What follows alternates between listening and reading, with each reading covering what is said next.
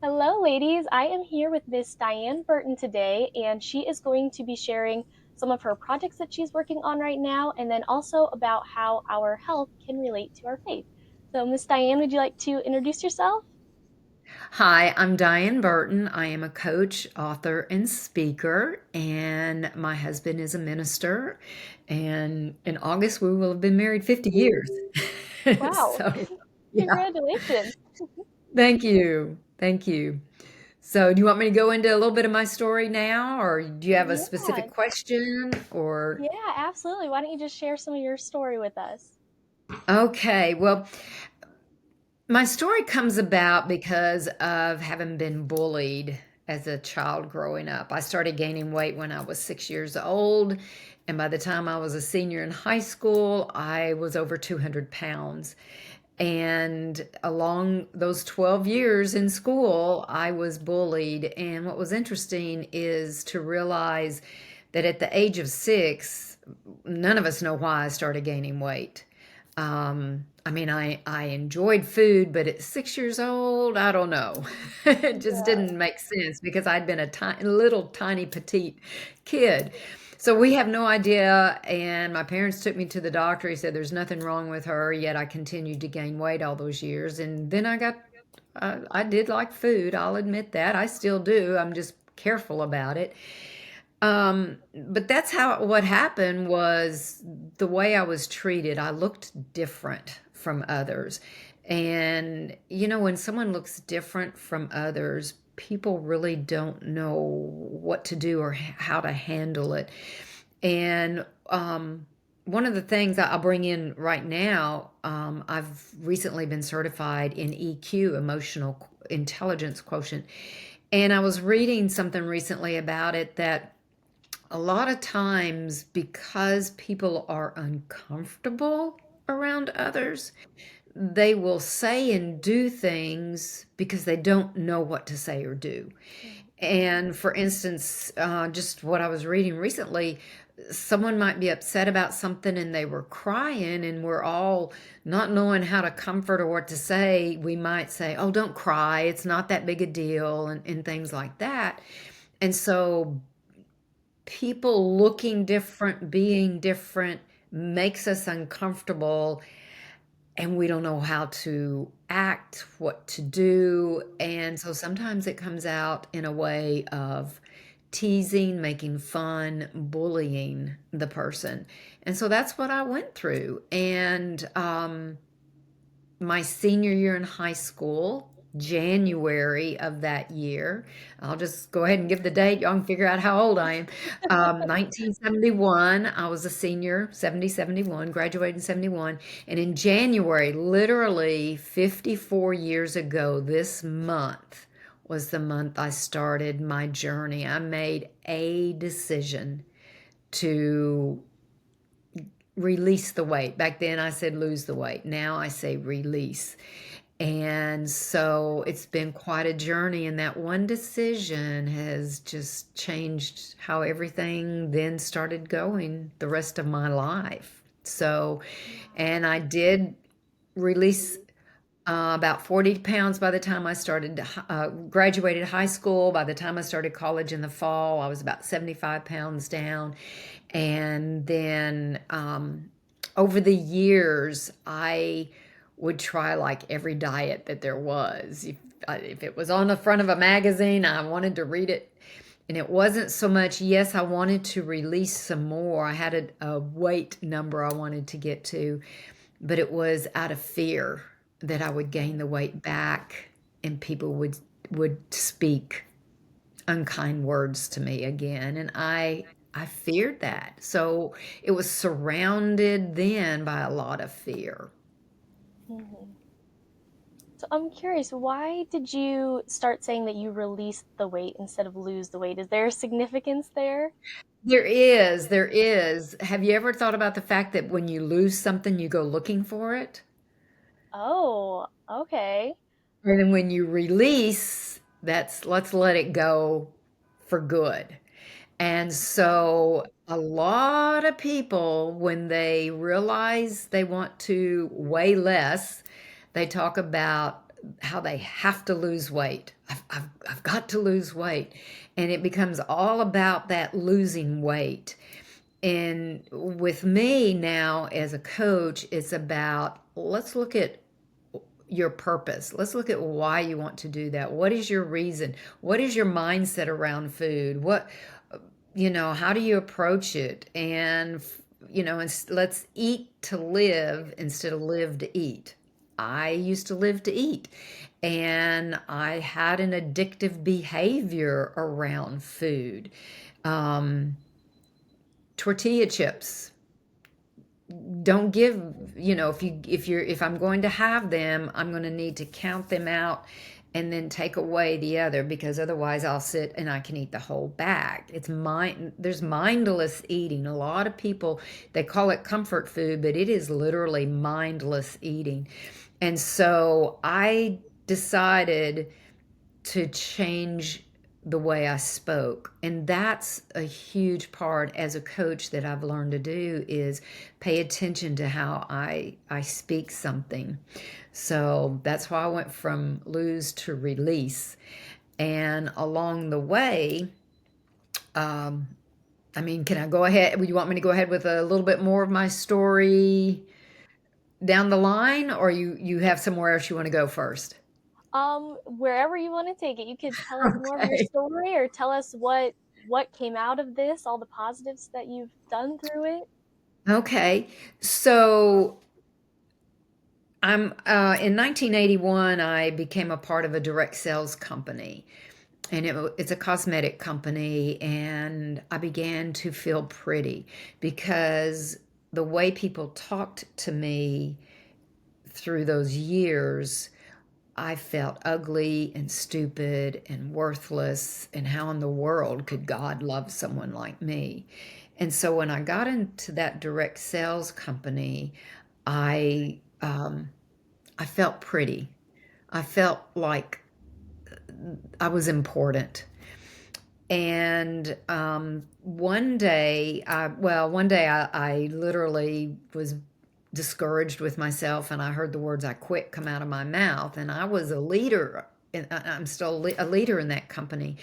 And so I started working with a coach, and he had expert interview calls once a month. And one of the times he did that was with a lady who was a coach trainer for Grief Coach Academy, which is no longer out there.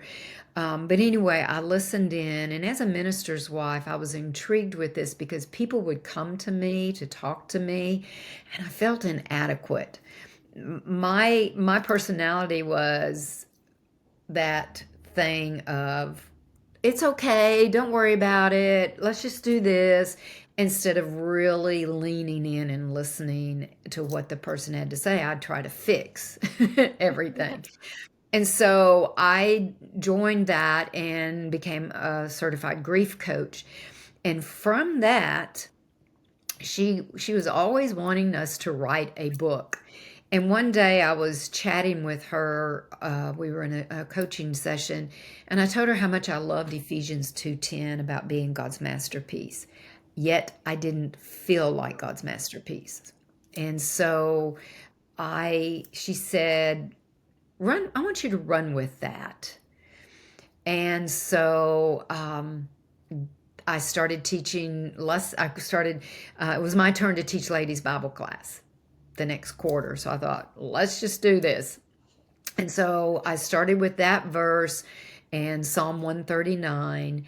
And from there, week to week, I wrote lessons. And I created lessons about being God's masterpiece. And let me back up to one thing that happened. The very first event I went to be a grief coach was when we discovered I'd been holding on to the little fat girl in my head and the bullying words.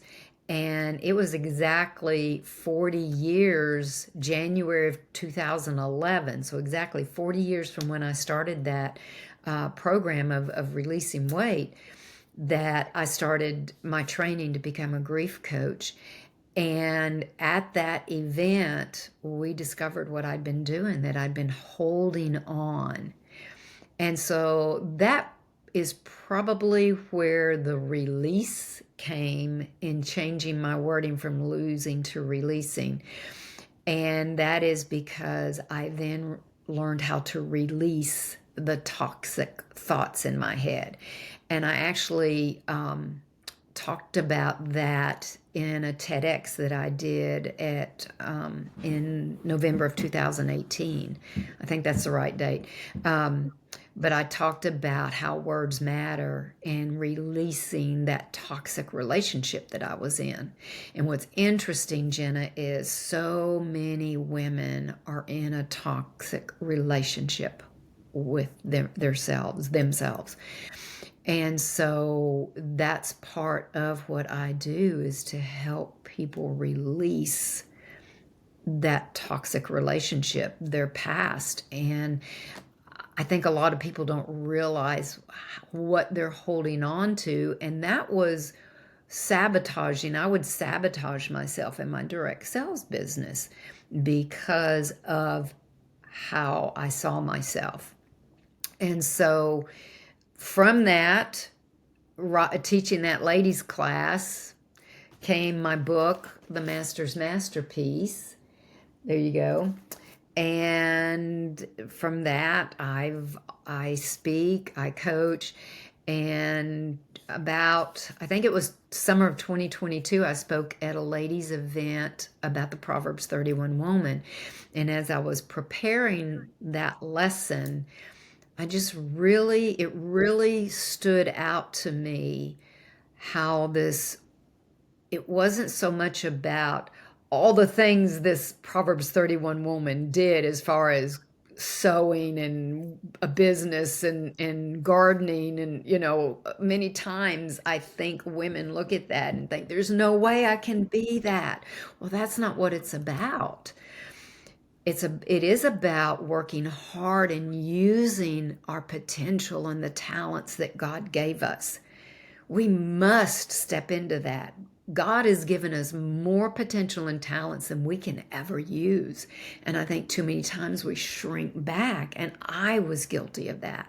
And so as I realized the potential and talents that this Proverbs 31 woman has, I also realized the wisdom and kindness, and how just the way she speaks teaches us kindness. And so from that, I got to thinking about all the wisdom scriptures in Proverbs and in other parts of the Bible. And I thought, I've taught about creating a vision board. What if we create a wisdom board? And so this was like 2 weeks before I was going to be speaking. And Oh, so I wow. have a virtual assistant. Yeah. And she helped me with some images, and I printed them off, cut them out, put them on a poster board. Almost looked like what a first grader could do. But I took that with me to the ladies' day. And then I had some other things like a chalkboard and things that I had, and just wrote with liquid chalk on them. And I introduced it. And from that, I created my Wisdom Board workshop.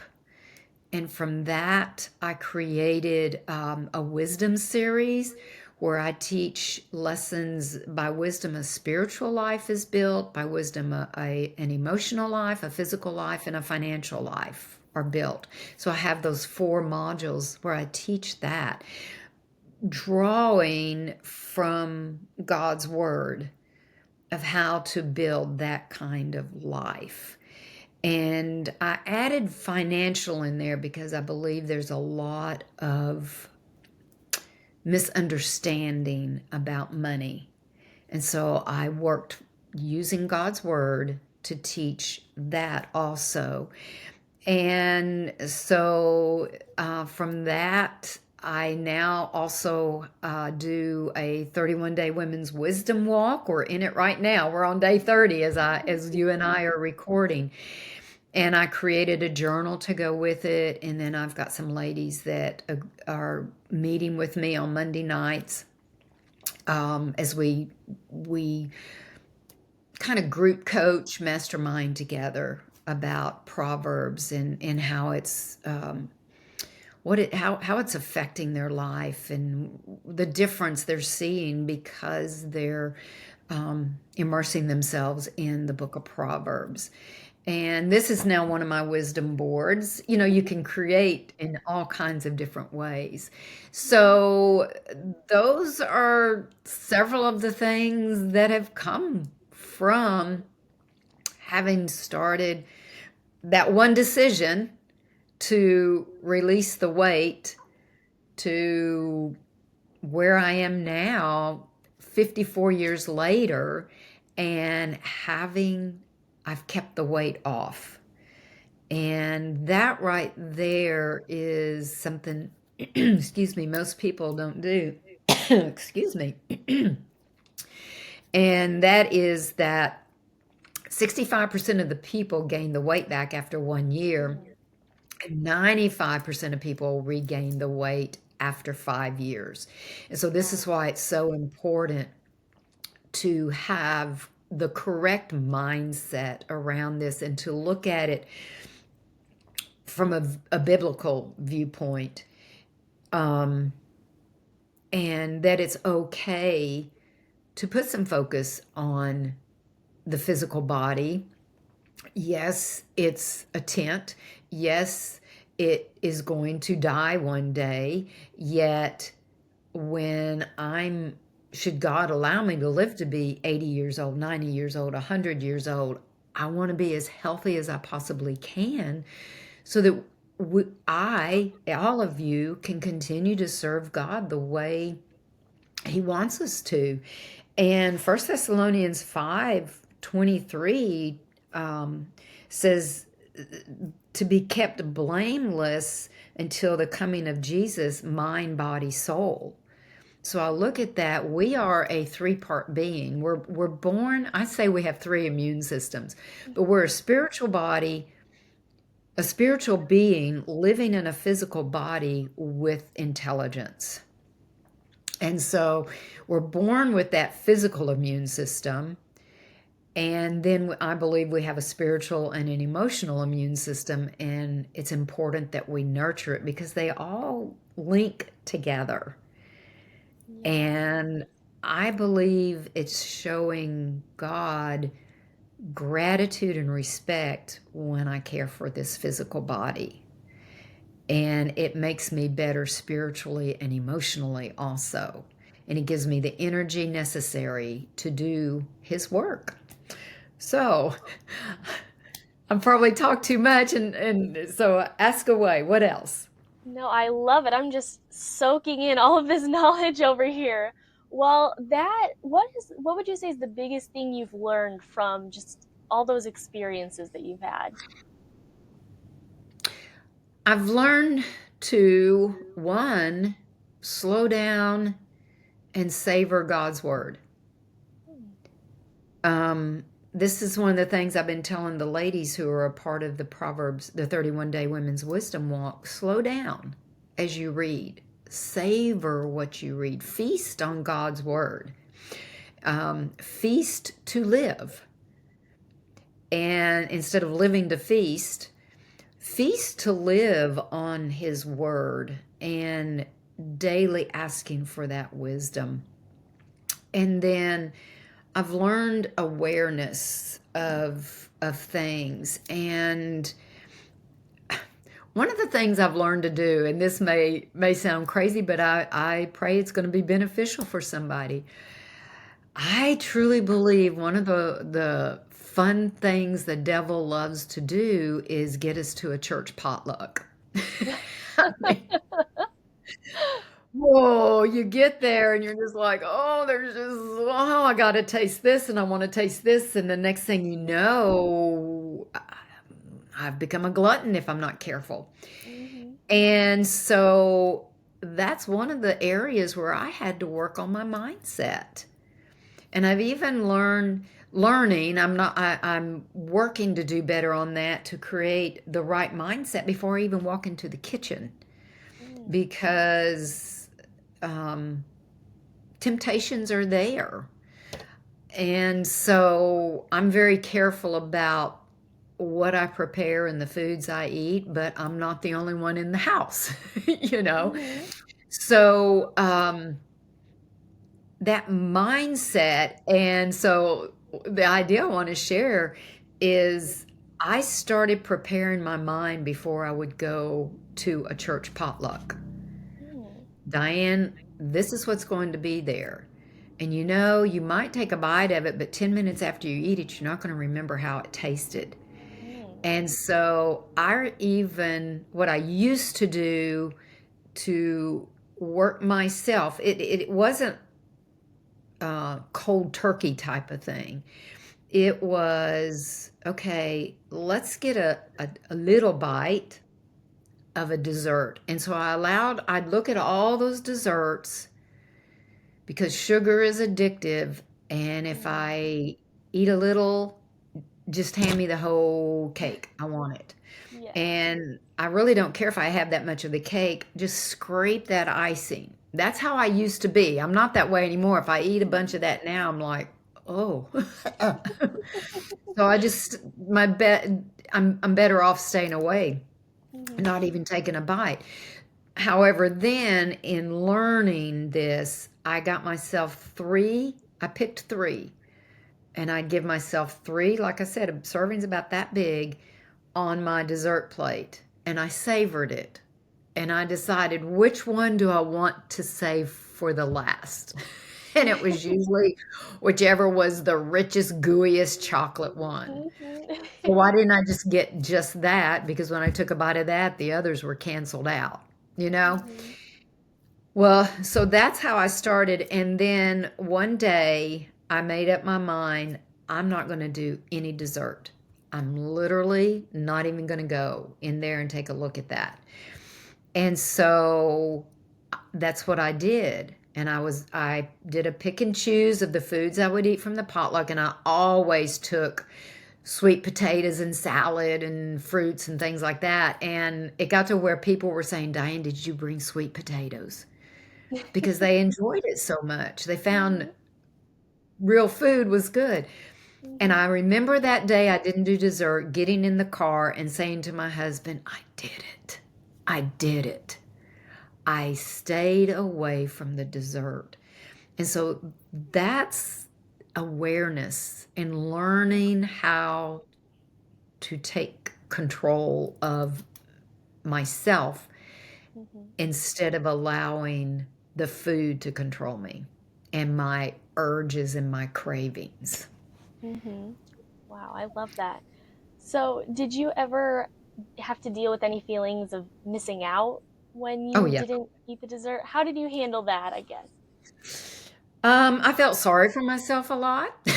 I'll be honest. I would, one of my close friends in high school was tiny. Mhm, And I can remember I did a diet back then. I realize now was not healthy, and a lot of people still do it, and it's not a healthy diet. It was the all protein diet. I mhm, didn't know then that I was starving my brain because the mm, brain loves fruits and veggies. And I was eating meat and cheese and green beans and meat and cheese and green beans and boiled eggs. However, it it was this is what I'm going to eat. And so my friend would be sitting there, and if she ever listens to this, she'll know I'm talking about her. And she would have her sandwich and her cookie and her bag of chips, and she'd go, "Do you want a potato chip?" And I'd go, "No." Remember, she'd go, "Oh, I'm sorry." And it was pretty easy to say no then. Yet, even after losing back then the weight, I was so scared of gaining it back. I was scared if I took a bite of a candy bar that I'd gain 20 pounds. And I'd look around at people, they're eating pizza and they were eating the lasagna and they were eating the fresh bread, foods that my body didn't need. And I felt sorry for myself. Why can they eat that and not gain weight? And if I eat it, I'm going to gain weight. And so, again, that was that process of having to work on my mindset. And one of the things I learned, um, one of the big lessons that I learned is that I'm fully resourced because God is my creator. He's given me everything I need. And as I mentioned, he's given me talents and potential. And so he's given me a spirit, as we read in 2 Timothy 1:7, of power, love, and self control. It's my job to nurture it. And so he's given me everything I need to be able to to to do this and to control it. When I choose not to, I'm allowing the devil to take hold. And so that right there made a big difference to realize that I am fully resourced with this. Mm. And I do exercise, and I recommend. I know a lot of people just will say they hate to exercise. Find something you enjoy doing and do that. If you enjoy walking, let that be your exercise. If you enjoy something else, let that be your exercise. The thing is, it's that also is so good for our emotions. And it's been found that people who have depression issues, exercise is one of the best things they can do. And so I do that 5 to 7 days a week, usually 5. And if I can, I'll add in the weekends. It just depends on what's going on. Sundays are a little hard to do, although I have a walking Yeah. pad now, so I can do that. And so yeah, yeah, it was hard. It was, as a matter of fact, I was telling you about looking at the magazines. By the time a woman is 40, did you know that she's probably tried over 60 diets? Wow. Yeah, and I probably am part of that statistic because they'd come out and go, "Oh, try this diet." And and Jenna, let me add something in here. This just came, so I'm going to go with it. There's a lot out there right now, ads on TV for these shots and different things like Mhm. that to quote lose weight. And I've noticed that it says you can lose 20% of your weight using this and with exercise and healthy eating. Well, if you're going to do the exercise and the healthy eating, don't do that shot. Mhm. From what I've been reading and researching, it's not good for the body. And Mhm. so, why would we put something in our body? And when I was a young teenager, and let me know if our time is up. I'll share this very quickly if it's okay. My mom took me to the doctor like they did when I was 6 years old, and the doctor put me on diet pills. Mm. And years ago, probably a little over 25 years ago, I started having some heart issues, and I ended up with tachycardia. And I saw a nurse practitioner when we were living in Arkansas, and as we talked, and I told her diet pills, she said, Diane, you probably, it's not guaranteed, but that heart issue that you're having probably came from taking diet pills. Wow. And I have a friend in Arkansas that she did some kind of diet pill, and it was proven that that caused heart issues. And so she's got a heart issue. Mine, finally, I had someone listen to me, and I had 3 heart ablations. this past year in September. And it's amazing the energy I now have and what I can do because I'd gotten to where it was hard to walk up a flight of stairs. And yet I kept going. And so I look at that and I'm thinking, what if that caused that issue? Because the EP says I have an extremely healthy heart. It's just, it was an electrical issue and it's all taken care of. And yet, what if that did cause that? And what if this that people are doing right now, there are studies showing that it causes issues in your body. So, what if instead we honor God with using the self control He's given us? What if we honor Him by caring for the body He gave us? This doesn't belong to me, it's a gift from Him. And so, if we can change our thinking on all of that, Mm-hmm. then it's going to be easier to say, I don't need to eat that donut or that piece of cake because what's in that is going to harm. And my brain's not going to like it. My brain would rather have that apple or that orange or that banana or, that salad type of thing. So, anyway. Yes. Well, before we close, is there one last piece of advice you'd give to younger women who might be struggling with their body image? Absolutely. Of course, I would say get a coach. But seriously, realize that eating is a habit and the mindset things that go on are habits. The things we tell ourselves, what we focus on grows. And so dig into God's word. Find your purpose. What would be your purpose for wanting to have a healthy body? Is it just so you look good in your clothes, or is it because you want to honor God and because this is a gift? So Jenna, mindset, really digging deep in so that you know why you're going to do what you do.